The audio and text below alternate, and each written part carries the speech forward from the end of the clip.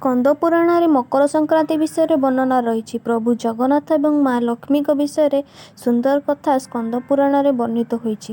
ମକର ସଂକ୍ରାନ୍ତି ପୂର୍ବ 3 ବର୍ଷ ଧରି 15 ତାରିଖରେ ପାଳିତ ହୋଇ ଆସୁଥିଲା, କିନ୍ତୁ ଚଳିତ ବର୍ଷ ମକର ସଂକ୍ରାନ୍ତି ଜାନୁଆରୀ 14 ତାରିଖରେ ପାଳନ ହେବାକୁ ଯାଉଛି। ମକର ସଂକ୍ରାନ୍ତିରେ ସୂର୍ଯ୍ୟ ପୂଜାର ବିଶେଷ ମହତ୍ତ୍ୱ ରହିଛି।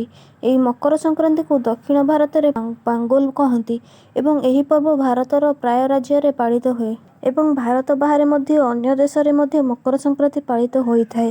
ସ୍କନ୍ଦ ପୁରାଣ ଅନୁସାରେ ଧନୁ ସଂକ୍ରାନ୍ତି ଦିନ ମା ଲକ୍ଷ୍ମୀ ତାଙ୍କ ବାପଘର ବୁଲିବାକୁ ଯାଇଥାନ୍ତି ଏବଂ ମକର ସଂକ୍ରାନ୍ତିର ପୂର୍ବ ଦିନ ବଡ଼ ଦେଉଳକୁ ଫେରିଥାନ୍ତି। ଯେମିତି ଝିଅ ବାପଘର ଗଲେ ବିଭିନ୍ନ ଫଳମୂଳ, ପନିପରିବା, ମିଠା ଇତ୍ୟାଦି ଭାର ନେଇ ଆସେ, କାରଣ ଝିଅ ବାପଘର ଗଲେ ଖାଲି ହାତରେ ଫେରି ନଥାଏ। ଠିକ୍ ସେହିପରି ମା ଲକ୍ଷ୍ମୀ ବାପଘରୁ ଶ୍ରୀମନ୍ଦିରକୁ ଫେରିବା ସମୟରେ ଭାର ନେଇ ଆସିଥିଲେ। ମା ଲକ୍ଷ୍ମୀ ଭାରରେ ଚାଉଳ, ଫଳ, ଅଦା, ଗୋଲମରିଚ ଇତ୍ୟାଦି ନେଇ ଶ୍ରୀମନ୍ଦିରକୁ ଆସନ୍ତି ବୋଲି ବିଶ୍ୱାସ ରହିଥାଏ। ଠିକ୍ ସେହିପରି ଝିଅ ଅନ୍ୟ ମାସରେ ବାପଘରକୁ ଯାଉ କି ନ ଯାଉ, ପୌଷ ମାସରେ ବାପଘରକୁ ନିଶ୍ଚୟ ଯାଇଥାଏ। ସେଥିପାଇଁ ଏହି ପୌଷ ମାସରେ ସବୁ ବିବାହ କରିବା, କନ୍ୟା ଦେବା କାର୍ଯ୍ୟ ବନ୍ଦ ହୋଇଥାଏ। କାହିଁକି ନା ଏହି ମାସରେ ଝିଅ ବାପଘରକୁ ଯାଏ, ସେଥିପାଇଁ ଏହି ମାସରେ ବିବାହ କାର୍ଯ୍ୟ, ଝିଅ ଦେଖିବା କାର୍ଯ୍ୟ ବନ୍ଦ ରହିଥାଏ।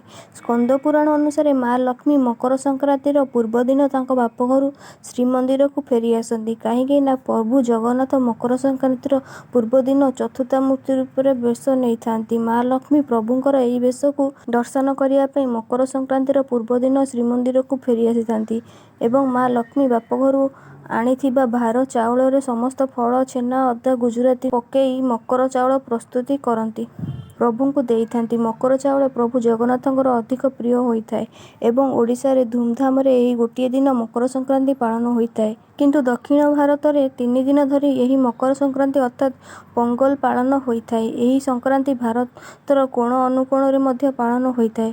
ଓଡ଼ିଶାରେ କିନ୍ତୁ ଏହି ପର୍ବର ବିଶେଷ ମହତ୍ତ୍ୱ ରହିଛି। ମକର ସଂକ୍ରାନ୍ତିରେ ସୂର୍ଯ୍ୟଙ୍କର ଉତ୍ତରାୟଣର ଗତି ଆରମ୍ଭ ହୋଇଥାଏ। ବଡ଼ଦିନ ମକର ସଂକ୍ରାନ୍ତି ଠାରୁ ଆରମ୍ଭ ହୋଇଥାଏ।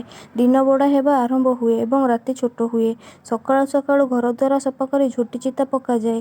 ଏକ କଳସ ସ୍ଥାପନ କରି ସୂର୍ଯ୍ୟଙ୍କୁ ଅର୍ଘ୍ୟ ଦିଆଯାଏ। ସୂର୍ଯ୍ୟଙ୍କ ପାଖରେ ମକର ଚାଉଳ, ମୁଆଁ, ଅଟକାଳି ଇତ୍ୟାଦି ପୂଜା ହୋଇଥାଏ। ଏହି ଦିନ ଆମ୍ବ ପତ୍ରରେ ତୋରଣ ମଧ୍ୟ ଘରେ ଦେବା ଭଲ। ଝୋଟି ଚିତା ମଧ୍ୟ ପକାଇବା ବହୁତ ଭଲ ହୋଇଥାଏ।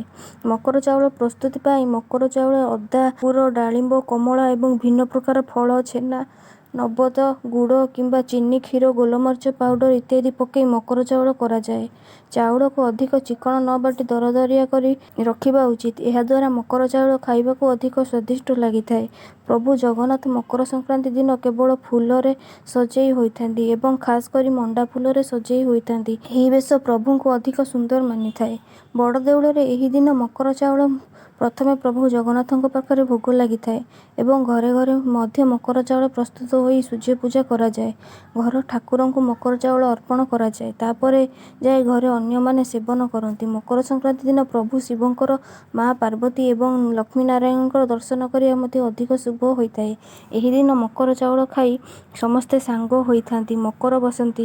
ବିଶ୍ୱାସ ରହିଛି କି ଏହି ଦିନରେ ଶତ୍ରୁକୁ ମକର ଚାଉଳ ଦେଲେ ଶତ୍ରୁ ମଧ୍ୟ ତୁମ ସହିତ ମିତ୍ର ହୋଇଯାଏ। ଏହି ଦିନରେ ଗୁଡ଼ି ଉଡ଼ାଇବାର ପ୍ରଥା ମଧ୍ୟ ରହିଛି। ପିଲାମାନେ ଖୁସିରେ ଗୁଡ଼ି ଉଡ଼ାଇଥାନ୍ତି, ମକର ସଂକ୍ରାନ୍ତିର ମଜା ନିଅନ୍ତି।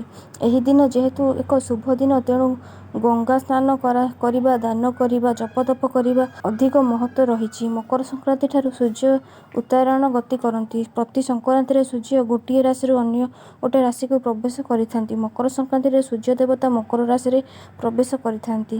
ଏହି ଦିନ ସୂର୍ଯ୍ୟ ଦେବତାଙ୍କ ପୂଜା କରିବା, ତାଙ୍କର ମନ୍ତ୍ର ଜପ କରିବା ଦ୍ୱାରା ଘରର ମଙ୍ଗଳ ହୋଇଥାଏ। ଆଶା କରୁଛି ଏହି ଭିଡ଼ିଓଟି ଆପଣମାନଙ୍କୁ ଭଲ ଲାଗିଥିବ। ଭିଡ଼ିଓଟି ଯଦି ଭଲ ଲାଗିଥାଏ ଭିଡ଼ିଓକୁ ଲାଇକ୍ କରିବା ସହିତ ଆମ ଚ୍ୟାନେଲକୁ ସବସ୍କ୍ରାଇବ୍ କରିବାକୁ ଜମାରୁ ବି ଭୁଲିବେନି। Thank you so much for watching and visiting.